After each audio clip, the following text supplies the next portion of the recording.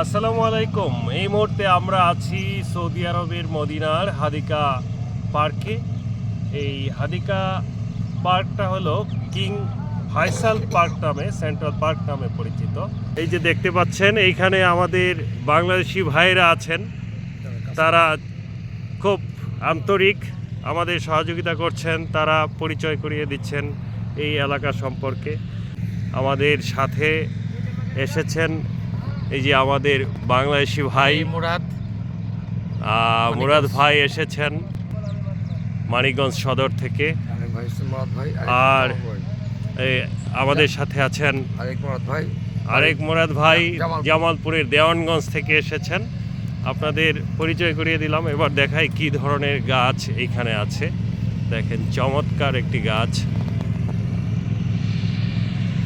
এই মরুর বুকে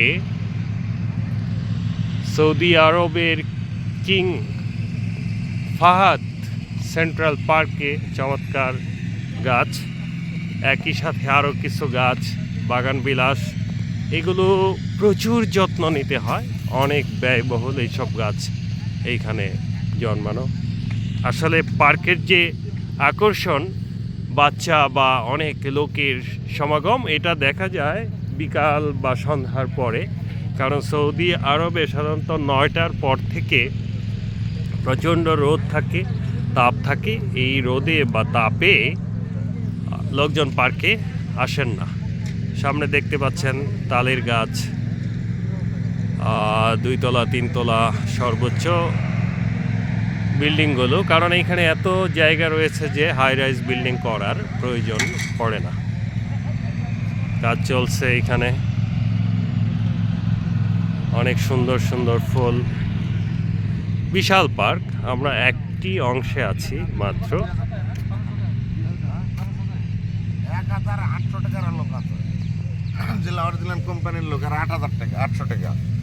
আর যেগুলা দিবে ধরেলেন কোম্পানির থেকে কপালা করছে, এই লোকগুলার বেতন দেয় 1000 টাকা। 1000 রিয়াল না, 1000 রিয়াল 32,000 টাকা পায়। 32,000 টাকা মাসিক 1000 রিয়াল। মাসিক 1000 রিয়াল।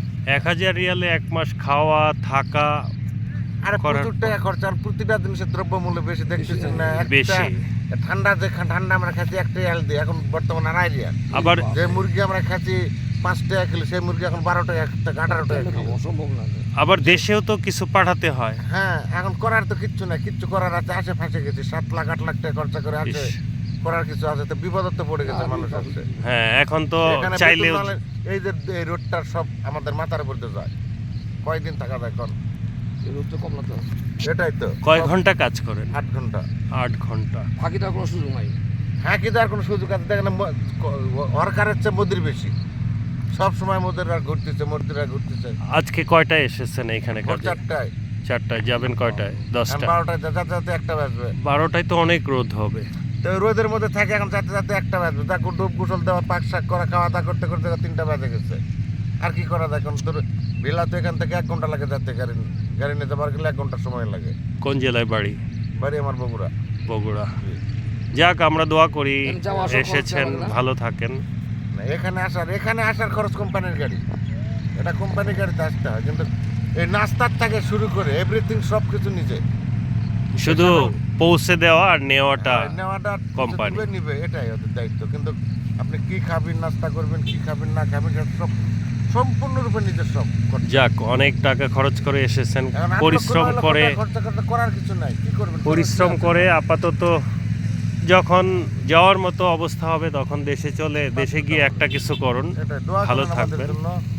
এটা আর কি, আপনারা আমার জন্য দোয়া করুন, আপনাদের জন্য আমরা দোয়া করি। আল্লাহ আপনার সুস্থ মতো মনের আশা পূরণ করুন। আপনার যে উদ্দেশ্যটা আছে, আলহামদুলিল্লাহ। আমরা দেখতে আসলে আপনারা কিভাবে কাজ করেন।